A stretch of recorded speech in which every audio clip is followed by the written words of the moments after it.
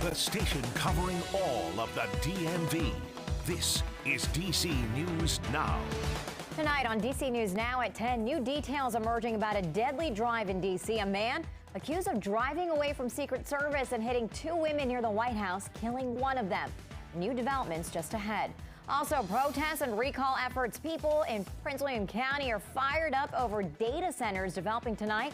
A major step in replacing a county supervisor who stepped down after controversy. Plus, it's exhilarating. I'm also very honored. I'm very honored my neighbors, decided that I was fit to serve them. And a new year and new faces taking oaths of office in D.C., including a high school student who's one of the youngest ever to take over his position. We are live with how he plans to help improve the district.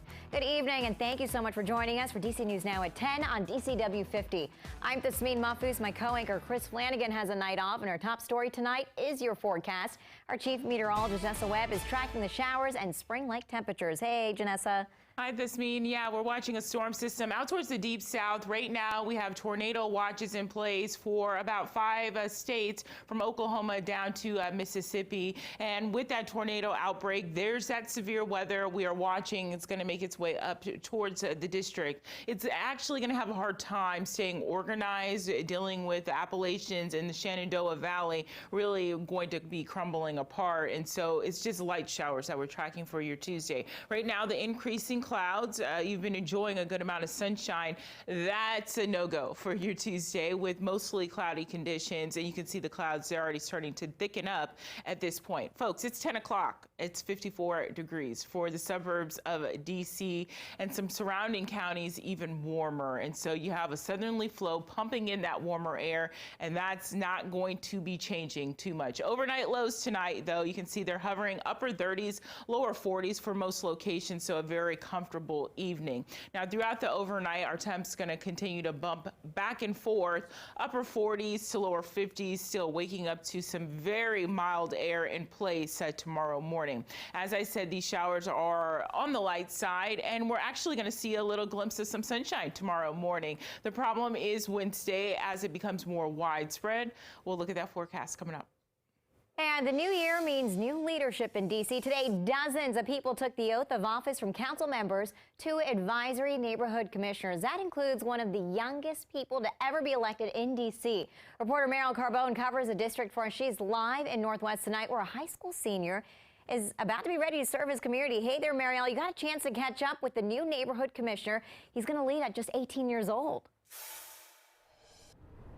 Yeah, a very exciting day for him and his family taking that oath. But you know, Tasmin, it's not entirely unusual to have young people serving on these commissions. We've seen college students run and win these seats, but for Colon Roosevelt, he's not quite there yet. He earned this seat before even earning his high school diploma. From study sessions to commission meetings, Quentin Colon Roosevelt will have his hands full this year. It's sort of scary, definitely, and there's a lot of weight on my shoulders because I am, the representation of young people in the DC government right now. At just 18, he's one of the youngest elected officials ever in DC, after winning a spot on his advisory neighborhood commission in Ward 3 back in November. It's exhilarating. I'm also very honored. I'm very honored my neighbors, decided that I was fit to serve them. Monday, he signed his oath of office, but unlike his fellow commissioners, he'll serve while finishing his senior year of high school. I just got done with all the college application stuff. I'm feeling relieved. The newcomer says it's important to get more young people involved in the political process. I think we have sort of overrepresentation of the older generations and definitely an underrepresentation of Gen Z. ANC 3D represents neighborhoods like Spring Valley, Kent, and Palisades, and helps advise district council on local issues. Colon Roosevelt says his focus will be on improving education and transportation in Ward 3. It does feel really empowering to be the voice of my friends, of my neighbors, of all of that stuff. So I'm ready, I'm willing to serve, I'm ready to make my community better. All right, now these commission seats, they are 2 years and they're unpaid. Colon Roosevelt says that he is doing his senior year online for schooling, so that should give him a little bit more flexibility to take on this new role. Reporting live in Northwest DC tonight, I'm Mariel Carbone, DC News Now. And developing tonight, DC police are investigating a triple shooting in the Buena Vista neighborhood in Southeast. Police say one of the victims is a teenage boy. They say he and a man were shot on 23rd Street and Alabama Avenue right before 5 o'clock this evening. The victims are conscious and breathing. We'll be sure to bring you any new developments as they come in. And also developing tonight, police are investigating after a teenager was shot in Southeast D.C. Police tell us the male victim also conscious and breathing. The shooting happened on 37th Street. Right now, police need your help finding a black four-door vehicle. We're working to gather more information on the shooting and will continue to bring you the latest on air and online on DCNewsNow.com. And these shootings coming on the same day Mayor Bowser addressed gun violence during her swearing-in ceremony. Our Annalisa Gale got a first look at her plans to tackle violent crimes. She has this report. Right now, we know that Mayor Bowser and Chief Contee are hoping to stop a disturbing trend in 2023.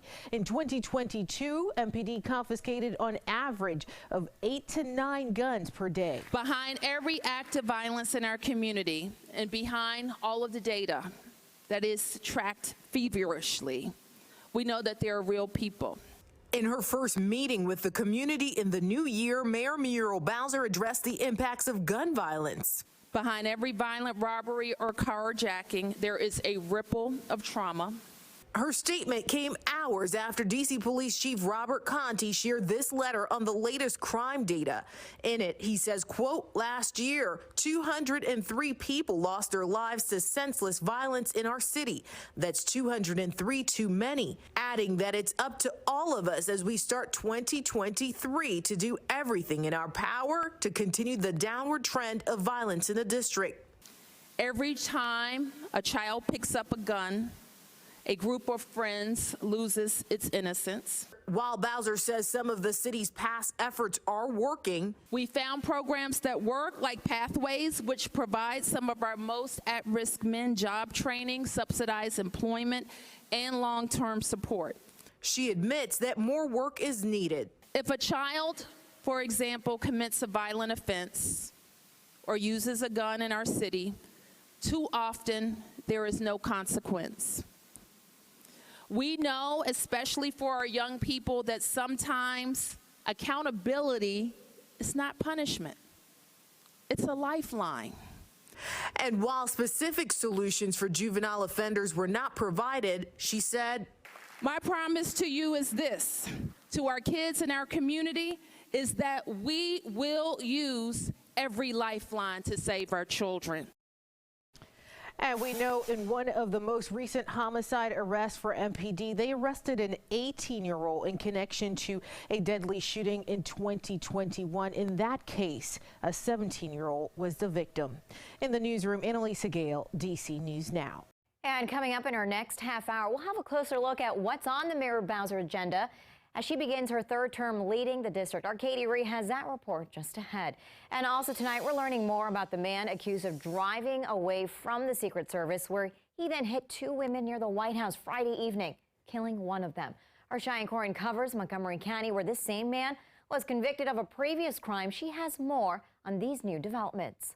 Yeah, that's right. So court records show that 35-year-old Spiros Stafalatos had an extensive criminal record in our area, including an armed robbery of the Shell station here in White Oak back in 2020. A wild crash near the White House Friday night left 1 woman dead and another in critical condition.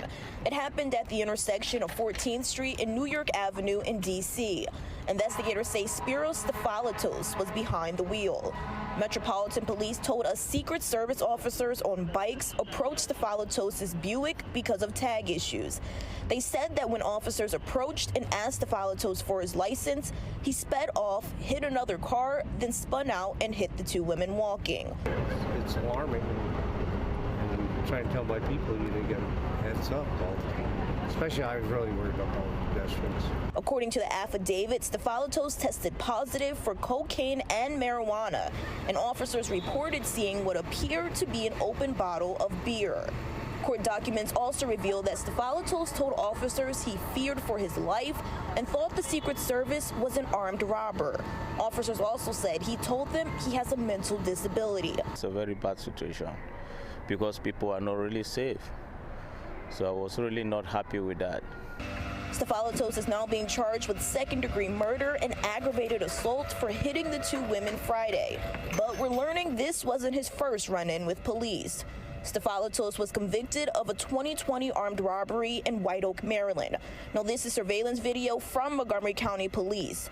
It shows Stafalatos concealing merchandise in his sweatshirt and threatening the clerk by flashing a knife. Now, how much time he served for that crime is unclear from court documents available, but he was sentenced to 207 days with 3 years suspended. The area is making us not feeling like comfortable like before. So we are still like scared. And I also reached out to the state's attorney's office as well as Montgomery County Police about Stafalatos' prior arrest and sentencing. I did not hear back though, as both other offices are closed today for the holiday. Now, Stafalatos' next court appearance is set for January 5th. Reporting in White Oak, I'm Cheyenne Karen for DC News Now. And protests, recall efforts, and finally a conflict of interest ruling all over data centers. It's the reason why one Prince William County supervisor decided to step down, and now Republicans are hoping to pick his replacement. Max Marcilla joins us live from Park Valley Church in Haymarket. And Max, all of that is because of a controversial project and vote. That's right. Well, if you remember, it was just a couple of months ago when there was a public hearing at the Prince William Board of County Supervisors, and that literally lasted all night. It didn't end until the next morning because of how many people wanted to chime in over the massive data center project, the Digital Gateway project, that would pave the way for more data centers in areas that many people consider more rural and historic. From action on the streets to action in the courts, the Digital Gateway project that would allow 2,100 acres of Prince William County land to house 27 million square feet of data centers has had no shortage of controversy. I don't want to be the dumping ground of the data center capital of the world. Virginia is too special to let that happen. Good job.